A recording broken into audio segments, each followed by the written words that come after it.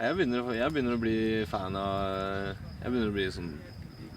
trekke ut styrkene. Jeg har jo ikke vært en forkjemper av det tidligere. Men hvis det her er måten vi skal drive på, så da er det bare tull, altså. Ja, enten gir man gass eller gir man faen. Ja, enten eller, altså. Enten så gjør du jobben. Du driver og daffer rundt i lav hastighet og synker resten av trafikken. Ja, det blir bare dumt. Jeg sitter med en følelse at vi ikke har blitt brukt noe særlig. Hvis jeg skulle gjort noe her, så ville jeg jo... Jeg ville gjort noe. Jeg ville oppsøkt fienden. Jeg ville tatt med meg lokale allierte, ANA og ANP, tatt dem med og møtt fienden, og vist fienden at her har ikke dere noe å gjøre. Og rett og slett reist og drept fienden.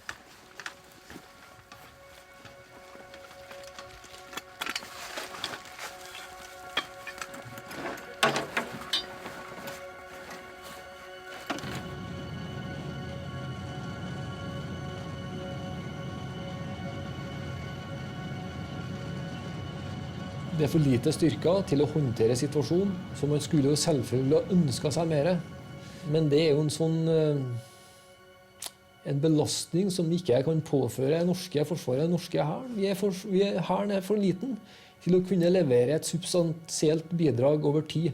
Og derfor er jo for eksempel kampenheten og den task-uniten i PRT-en så liten som den er. Alt for liten selvfølgelig.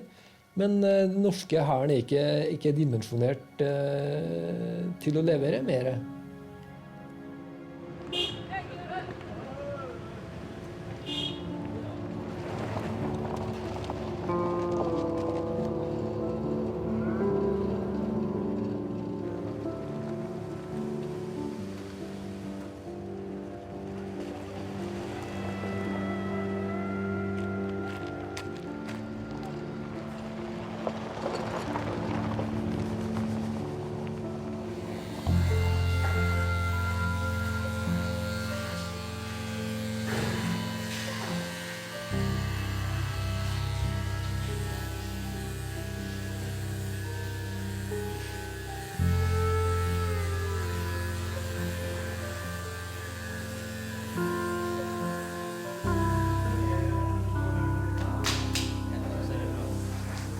Takk for innsatsen.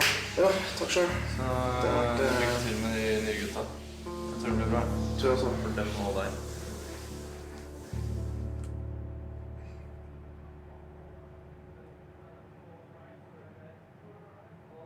Til tross for den tiden vi har nå, så ønsker jeg å dra ned igjen for å se om ting har endret seg. Vi har jo ikke endret noen ting.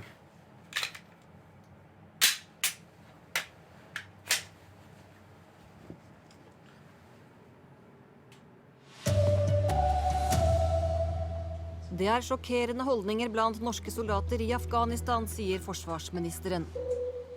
Dagens VG-forside med soldater som uttaler at det er bedre å krige enn å ha sex, har fått forsvarsledelsen til å reagere. Forsvarsminister Grete Faremo sier at noen av våre soldater har et holdningsproblem. Det innrømmer forsvarsministeren. Det høres kanskje teit ut, men det er bedre å drepe enn å knulle. Nei. Det var selvfølgelig en del ting som kom på trykk, som nok ikke burde ha vært på trykk. Men jeg vet jo at soldater som er i kampsituasjonen ofte, har altså et behov for å finne en indre motivasjon for å gå i den kampsituasjonen, gang etter gang.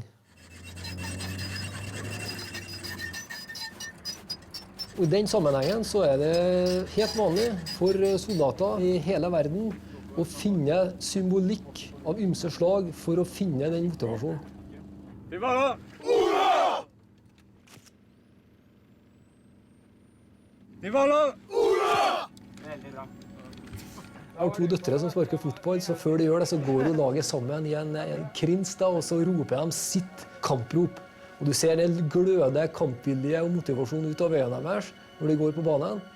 Og det verste som kan skje dem, er at de får et baklengsmål. Mine soldater går på den banen, og baklengsmålet er at du enten mister en kamerat, eller så blir du skadet eller drept selv. Morning, everyone. Please be seated. What is important now is that we are able to hand over the combat outpost of the Russian Hill to the border police, so we can be relieved from the task of manning or guarding the outpost, and that need to happen as soon as possible.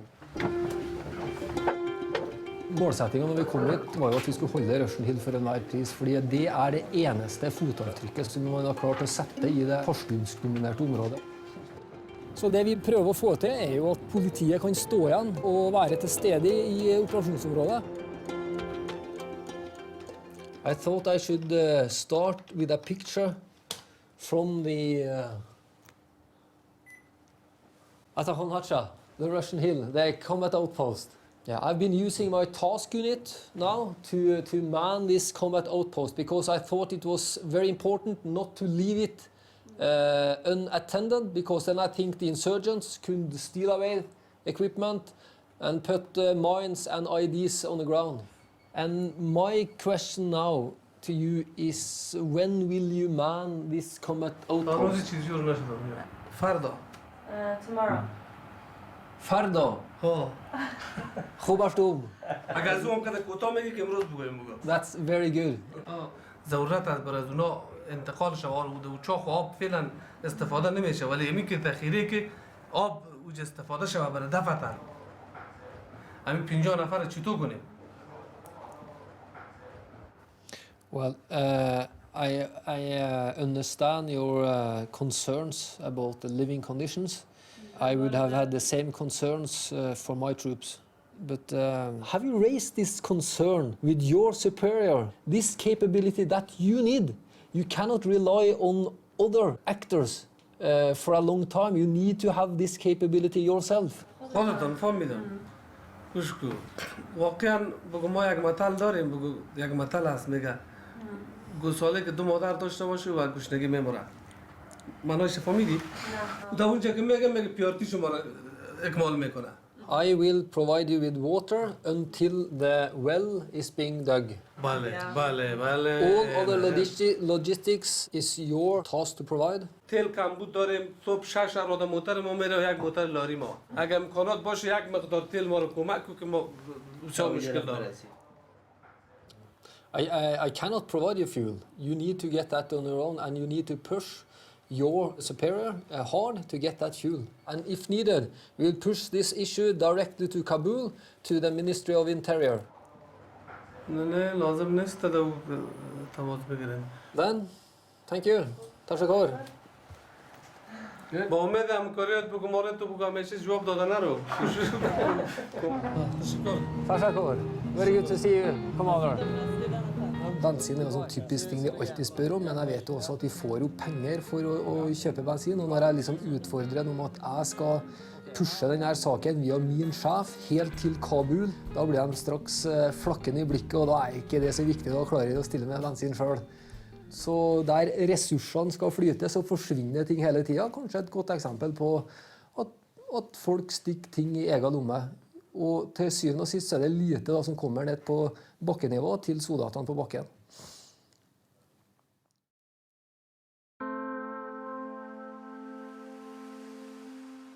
Det vi ser når vi drar rundt i de pashtunske områdene, er jo at utviklingen har kommet mye kortere i de pashtunske områdene. Pashtunerne er en minoritet som ikke har fått tatt del i utviklingen som har skjedd i mange andre deler av Farah. Så har jeg begynt å spørre meg, hvorfor er det sånn? Norsk politikk er jo at det skal være et krystallklart skille mellom militær innsats og sivil innsats. De drar med norske bistandsmidler ut i provinsen her, og de drar jo selvfølgelig ikke til de mest usikre områdene, som trenger det mest.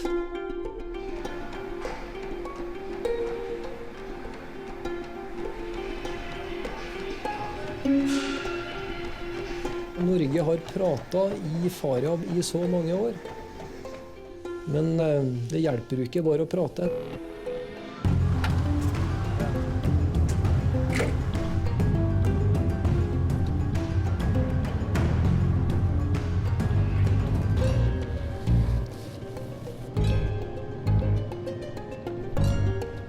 på vei til Galvala, en pashtuner-landsby i det pashtunske beltet. De lever i svarteste middelalderen. Cables? They are floor. Everything is okay. They are floor.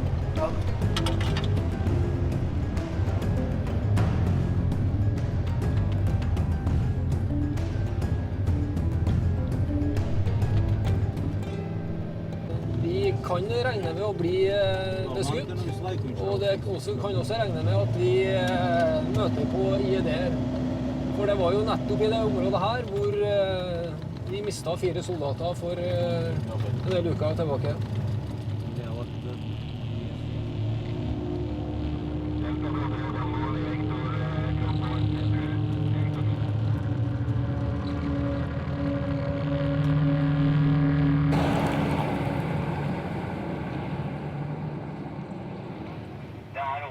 Observasjoner av mulige opprørere i fjellene et stykke foran her, som Sierra har under overvåkning over.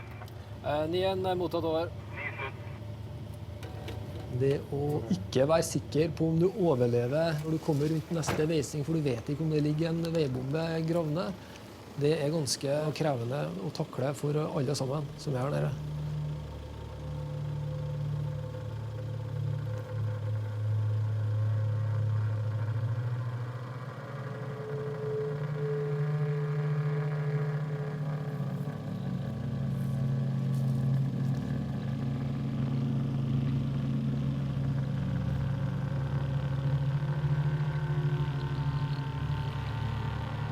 Gjør klar, make ready.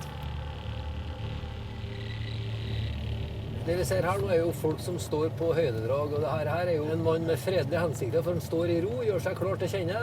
Men det vi er på utkikk etter, det er jo sånne poppers, sånne spottere som plutselig dukker opp, og så er de oppe i noen sekunder for å se, og så er de borte. Hvis vi ser sånne, da er det fare på ferde, for da er det noen som driver og forbereder et bakover. Stack up tight. Move close to the next vehicle. There might be a hand grenade thrown over such a wall, like in Tutak on the 2nd of May. Tangoen igjen høyre over. Han kjører nå inn i byen med styrken og vurderer om han skal stanse, sitte av og gjennomføre key leader engagement over. Ja, mottatt. Slutt.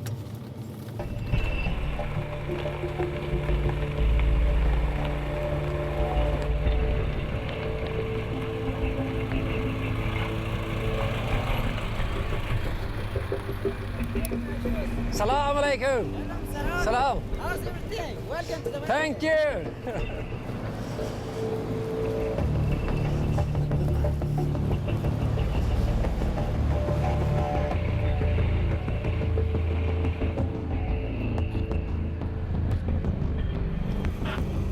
None of one, send interpreter to my position, over.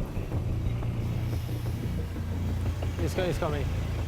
So Bruce, how are you? I'm very good. Very good. Okay, we move a little bit ahead.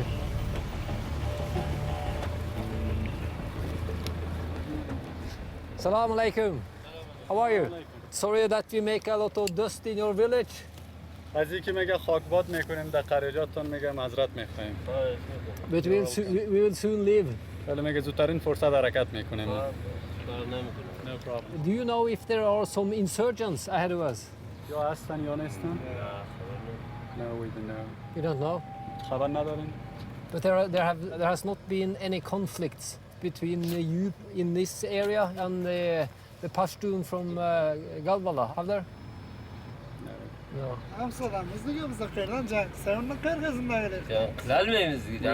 We are neighboring villages, so we don't fight with each other. We will try to improve the road from this village down to Almar, and we will make a better road from this village north towards Galvala.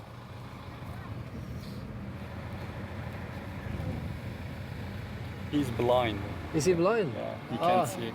When they read Quran, maybe 2,000 or 3,000 times in order to memorize that. He's got blind He's got blind. because he has read the Quran so much. Yeah. Really? They focus a lot in order to memorize everything. Yeah. Okay, we need to move on. Thank you for your time and good luck with your prayers and with Ramadan. Tafakar. I need to think a little bit on that. But you know that we believe in the same God. It doesn't matter which religion you are from. No, you're right. Okay, goodbye. Khodafez.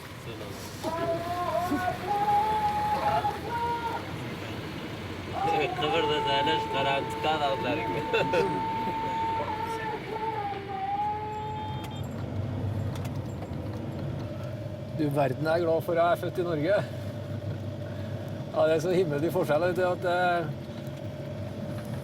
er stor arbeidsløse. Derfor så blir jo dette veiprosjektet her veldig bra, fordi at da blir det litt sånn cash for work-prinsipp.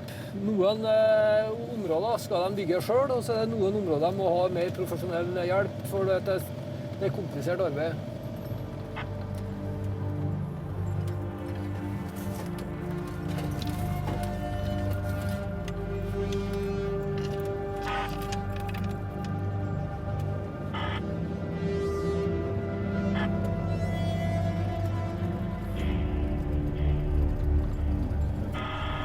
Bravo 24, 901 over.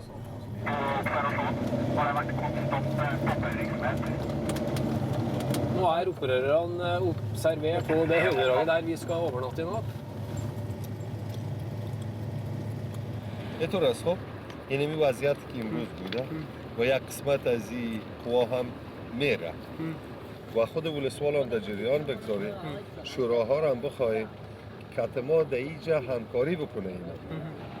The timetable that we had set for getting the funding in place is August 31st.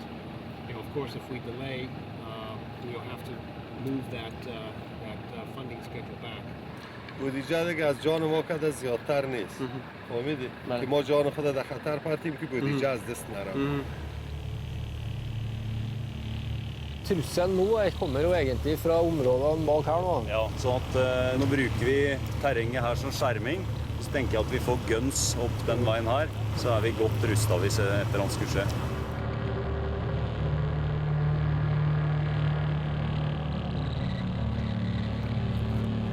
So, the timeline now, Stephen? If we had to stay outside of Galva, and it looks like we will, we'll try to move at first light and do that. Yeah. But I think, you know, if we can invite Kabir Khan to come down here, it may be a little complicated because at the end of the day, it's the end of Ramadan and they have their things, but we'll try to give him a call to see if he'll come down to meet with us.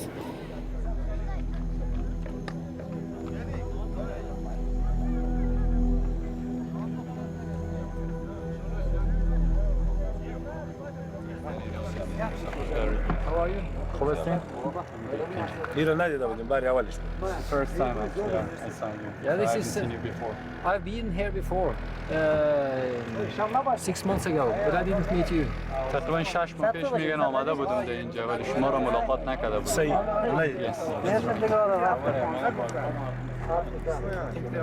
Det har vært mange forskjellige maktfigurer i Afghanistan som har brukt sin makt for å nå sine personlige mål.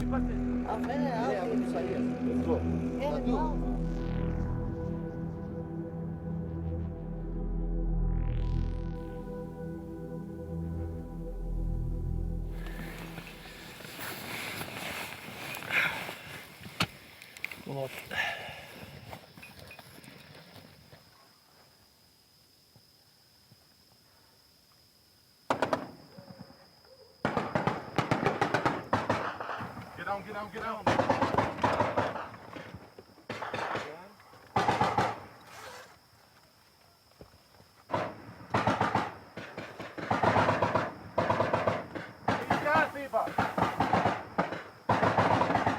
Where the fuck they are firing? I guess it's sniper. We have snipers up there, right? Yeah, snipers there and snipers up here. I guess they shoot it once. Snipers.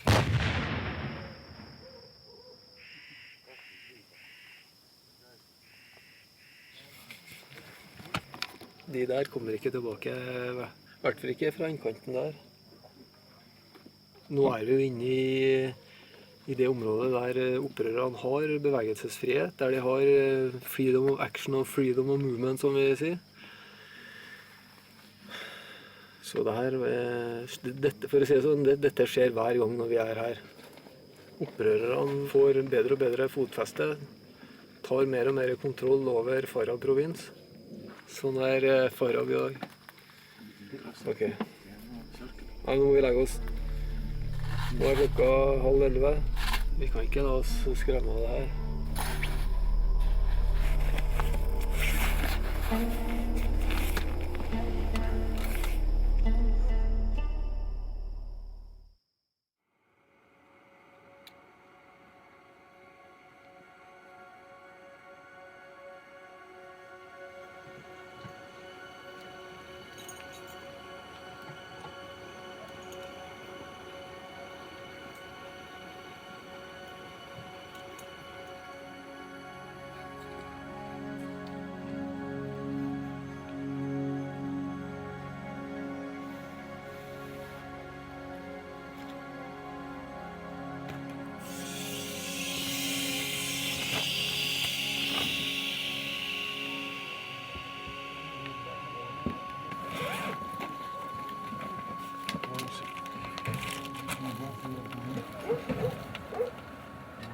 Lokalbefolkningen her,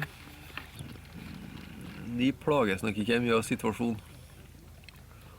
Men for de som skal bygge, så kan det nok hende at de får en utfordring. Blant annet så skal man bygge en helseklinikk her da. Så det her nok første gangen folket her i befatning med lege. If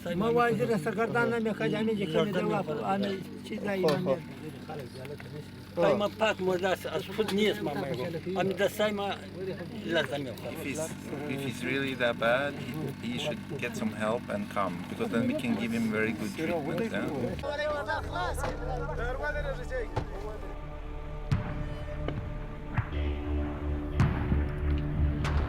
Nei, nå det innkomming her, så vi må ta på vest og litt sånn.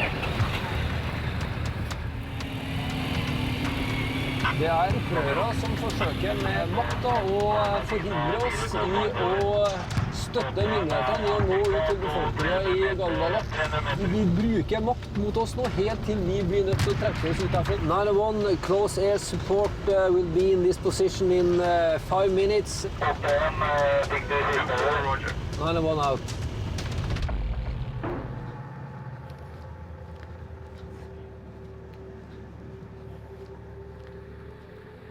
Okay, what we do now, we call Kabir Khan. Kabir Khan, meet here, now, immediately. I want to talk to him. Great. If he do not cooperate, I think he can look after this clinic, after the support from the government, at least from the PRT. There will be no more support for Kabir Khan if he cannot fix this now, and he can. He knew the whole plan of what's going to happen. Yeah. So we call him here, and I will talk with him. Yeah. I'll back you up on that, sir. Thank you, sir.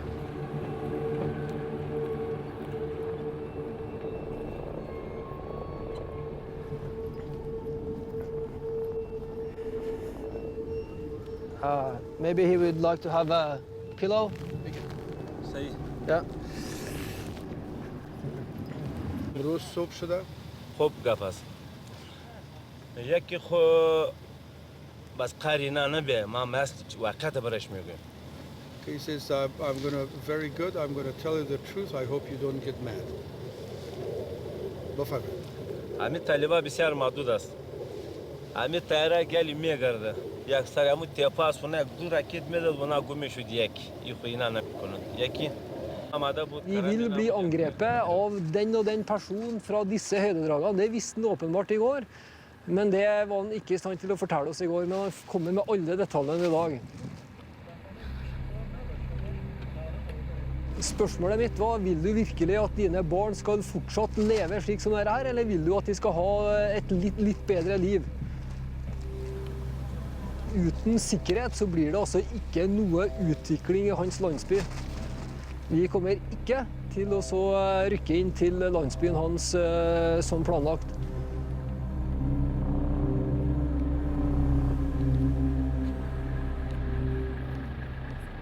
You think we should use more aircraft to bomb the enemy? Particularly armed helicopters.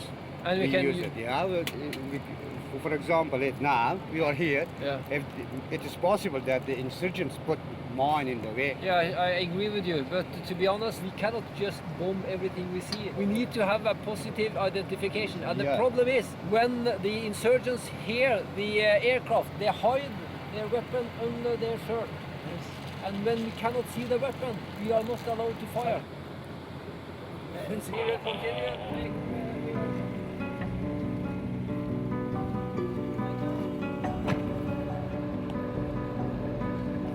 Det var ille at vi ikke kom oss i Galvana.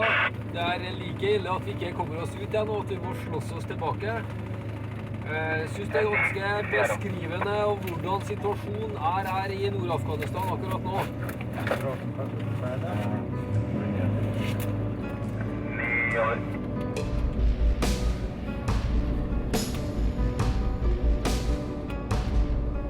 Situasjonen i Faryab har utviklet seg i negativ retning over lang tid, men spesielt i det siste halve året så har den utviklet seg dramatisk raskt. Skal vi liksom bare ture på sånn som vi gjør nå, uten liksom å ta inn over oss de dramatiske endringene som har skjedd, slik at vi ligger alltid på etterskudd?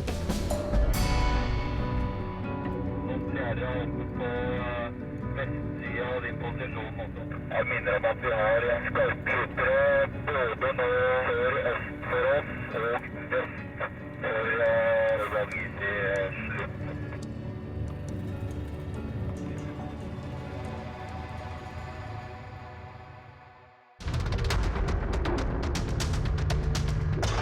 Vi har jo sikkert vært og slåss mot deg og styrken din oppe i Belgrak, vi. شاد جنگ کرده باشه. اونا ما رو کمک نکنن و شما که دیگه رابطه پروگرام نداشته باشید ما قطعا نمیتونیم دیگه این انتحار کردن؟ Understand that I'm pissed now. Yes.